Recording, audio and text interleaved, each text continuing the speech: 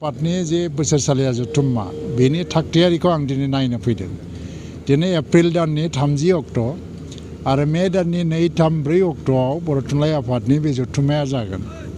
70 बोसोर गोलाव समनि जारिमिनाव बर' थुनलाइ आफादनि बे तामुलपुर जथुम्मा बादि गाजा गोमजा आरो एफा गिदिर मोनसे जथुम्मा मालाबाबो जायाखै आरो इयुनावबो हयतोबा गोबाव सम नांगोन। मानो होनना बुंबा गिबि खेबनि थाखाय जोंनि हादोरनि राष्ट्रपति हादोरगिरि रामनाथ कविन्दआ बाहाय गाहाय आलासि महरै फैगोन। लोगोसेयैनो आसामनि गिबि मन्त्रि डक्टर हिमन्त बिश्व शर्माजों लोगोसे मेघालयनि गिबि मन्त्रि आरो सिक्किमनि गिबि मन्त्रियाबो आलासि महरै फैगोन। आरो जोङो दा बर' थुनलाइ आफादनि आफादगिरि नेहाथारिनिफ्राय सोंनानै मोन्दों जे गासै 1 लाख मानसिनि गेदारिं बेखौ जोङो रिसिपसन होनो थाखाय खमसे खम 1 लाख बेनि बाराबो जानो हागौ रिसिपसन कमिटिया दिनै थागथियारि जागासिनो दं। आरो थुनलाइ आफादनि जे डेलिगेट बे डेलिगेटआनो जानो हागौ 4,000निफ्राय 5,000सिम जानो हागौ। थ' एफा गिदिर मोनसे जथुम्माखौ खुंनाया गोरलै बाथ्रा नङा। दा अखा बोथोर, नाथाय रिसिपसन कमिटिया दिनै बेखौ दावहाबादि नांनानै जाफुंहोनो थांगासिनो दङ। आरो दिनै फ्राय माने साननैनि उनावहायनो बे जागायसिगोन। बेवहाय नायोबा थागथियारिया जाफुंगासिनो दं। जा रामनाथ कविन्दआ जेराव गसंनानै बिबुंथि लाखिगोन बे पेन्डेल बेबो जागासिनो दङ। आरो लोगोसेयैनो गेस्ट हाउसनि प्रिपारेसनखौ नायबाय बेबो जागासिनो दङ। आरो एक्जिबिसन बेबो जागासिनो दङ। लोगोसेयैनो दा जि फ्लेग हस्टिं ग्राउन्ड बेखौ लानानै एसे जेंनाया जायाखै नङा जादों। अखानि थाखाय जायगाया एसे दैब'। नाथाय थेवब्लाबो जेरैखि जाया 3 अक्ट'आव जि फ्लेग हस्टिं जागोन बे दिनाव अखा हायो हाया बेखौ नायनानै जों प्रिपारेसनखौ जाबाय थादों। थ' बे प्रिपारेसनाव मोननै रोखोमनि प्रिपारेसन जानांदों। अल्टारनेटिभ लाखिबाय थानांदों अखानि थाखाय आरो थेवबो फासयनानै गैया। दा रायजो राजाफ्रा दिनै बयबो नांसोमदों आरो लामाखौ जौगाहोनाय बा डेलिगेटफोरनि थानायनि थाखाय सुबिदा खालामनाय, जानाय लोंनाय जाहाथे असुबिदा जाया। लोगोसेयैनो जोङो हादोरनि हादोरगिरिखौ माबोरै बरायगोन, आर'नाइ गानहोगोन, मोसागोन, ट्रेडिशनेल मोसानाय जों दिन्थिगोन बेथ' सोलिगोनानो। बेजों लोगोसेयैनो जोङो बेनो माने मोनसे प्रेजेन्टेसन होगोन एबा माने जोंनि हारिनि हारिमु ट्रेडिशनखौ जों दिन्थिगोन। बेनि थाखायबो मोनसे थागथियारि जाबाय थादों। हेन्दलुम टेक्सटाइलनिफ्राय बे जथुम्मायाव हेन्दलुम टेक्सटाइलखौ प्रम'सन खालामनो थाखाय हेन्दलुम टेक्सटाइल डिपार्टमेन्ट, सेरिकालचार आरो एग्रिकालचार गासै लोगो नांनानै एक्जिबिसनाव मोनसे नायनो गोनां माखासे दिन्थिफुंनाय जागोन। लोगोसेयैनो तामुलपुरनि जे आर्मि केम्पनि जे हेलिपेड बेनिफ्राय बरायनानै लाबोनायाव गासै माने बे हेलिपेडनिफ्राय बे जायगासिमाव गोबांथार फिसा डायास बानायनानै गुबुन गुबुन हारि माहारिनि मोसानायजों हादोरगिरिखौ बरायनो थागथियारि जागासिनो दङ।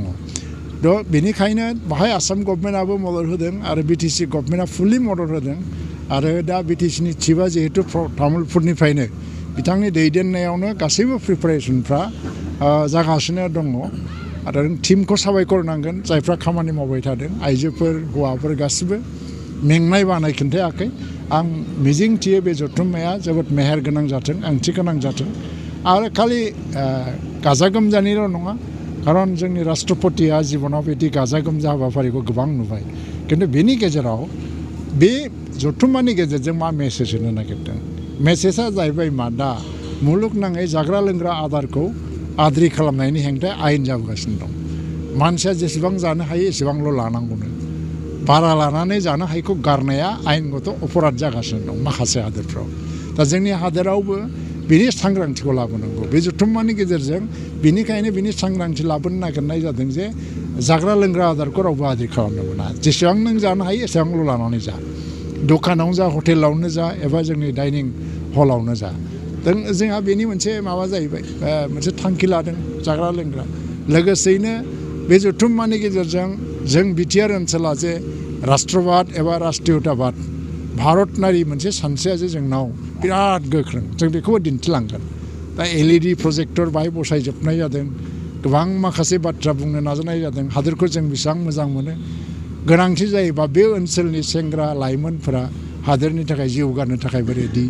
जे भारतखौ जों मोजां मोनो, लोगोसेयैनो बिटिआरखौबो जों मोजां मोनो आरो बेयाव थानाय रायजो राजाफोरखौ गोजोनै जौगानायनि फारसे थांनानै थानायाव जाहाथे जोंखौ मदद होलांबाय थायो बिनि थाखायबो जोङो खावलायगोन थ' बर' थुनलाइ आफादनि बे जारिमिनारि जथुम्माया थुनलाइ आफादनिल' जानानै थायालासिनो गासै बर' माहारि आरो बिटिआर ओनसोलनि रायजो राजानि थाखाय मोनसे जारिमिनारि जथुम्मा जानो थांगासिनो दं। सार जिहेतु बे हादोरगिरि बिथाङा इयाव फैगोन बिनि गेजेरजों बर' हारिनि राव थुनलाइ हारिमुफोरा माबायदि बुहुमाव गोसारगोन बा सिनायथि मोनगोन होनना सानो? हादोरगिरि फैनाय लोगो लोगो बाहाय नेसनेल मिडिया फैगोन आरो लोगोसेयैनो हादोरनि माखासे इन्टेलेक्सुवेल माखासेफोर फैगोन बांलादेशनि सिदुलाव हाबनायनि उनाव 2003नि उनावहाय 8 सिदुलाव हाबनायनि उनाव बे जोंनि रावा भारतनि मोनसे हादोरारि राव जानायनि उनावहाय बे रावखौ बांसिनै मिथिदों दा हादोरगिरिया बेयाव फैनायनि उनावहाय खारन बे हादोरगिरिया जाय हादोरगिरि जादों दा रामनाथ क'बिन्दआ बै समाव बियो सासे राज्यो सभानि एमपिमोन आरो बियो मन्थ्रिबो नङामोन नाथाय जोंनि बर' रावखौ 8थि सिदुलाव सोनांगौनि बेलायाव सरकारनाव जों जि दाबि होदोंमोन बै समाव माने 2003 मायथाइनि सिगां जों जेसेबां नेसनेल सेमिनार खुंदों बर' थुनलाइ आफादनि आरो बर' गोरोबथा जादोंमोन 2003 मायथाइयाव बे आयदाखौ सोसनथारनांगौ होननानै जि दाबि होनाय जादोंमोन बाहाय रामनाथ क'बिन्द जोंनि हादोरनि हादोरगिरि बिथाङा जोंखौ गोसो सिंनिफ्राय जेरैबो मदद होदोंमोन दा बिथांनिबो